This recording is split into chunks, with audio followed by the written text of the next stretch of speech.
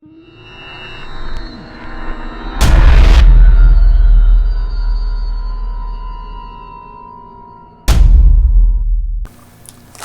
guys, Paul here, and I want to show you what I've got in my fire kit.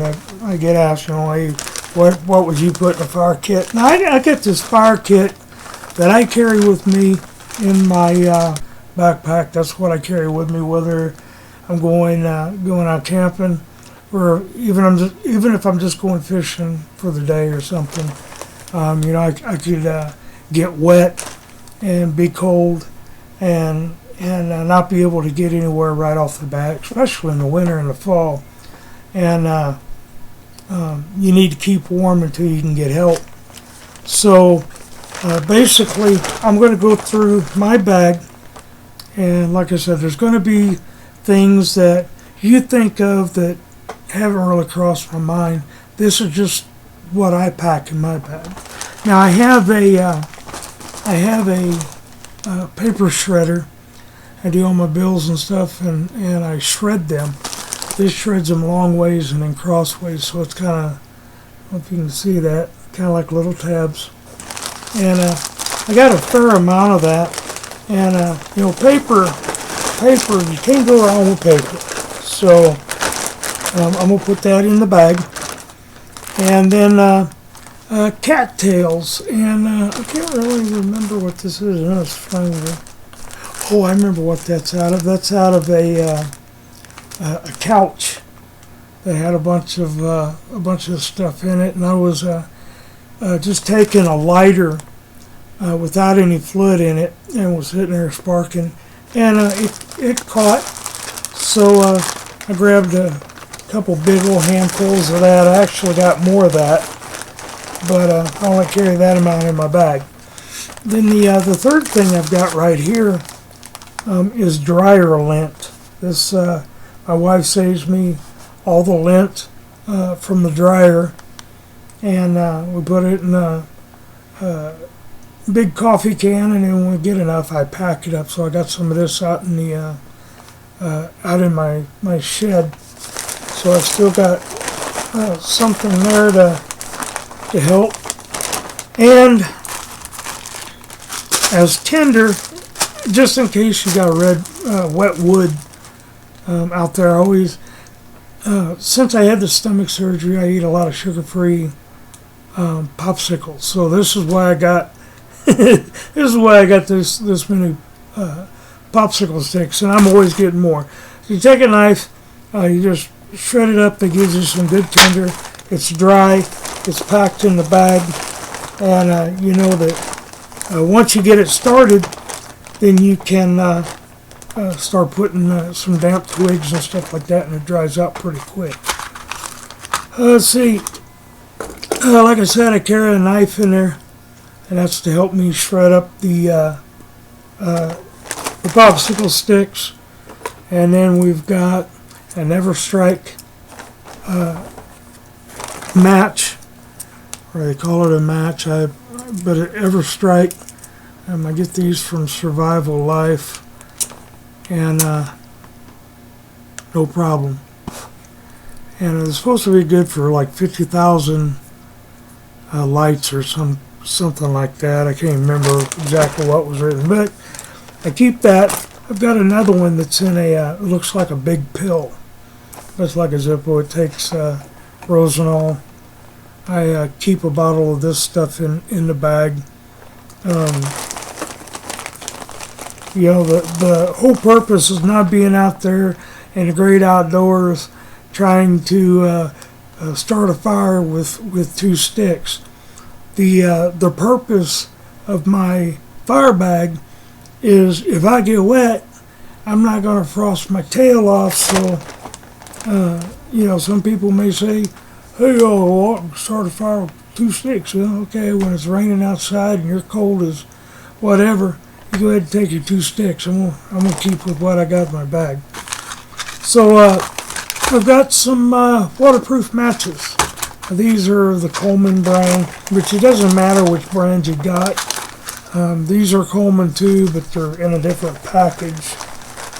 Don't really know a whole lot what the difference is, but it says that it's waterproof. So there you go. Let's see here. I save lighters, whether they work or not.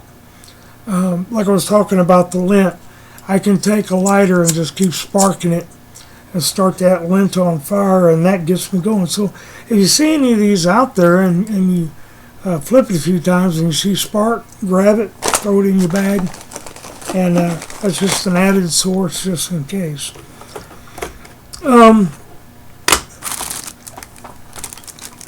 This bag here, I broke my glasses, my seeing eyeglasses, and these were an old prescription anyway. So I threw them in a bag. I got a magnifying glass in there, about 3 or 4 lenses.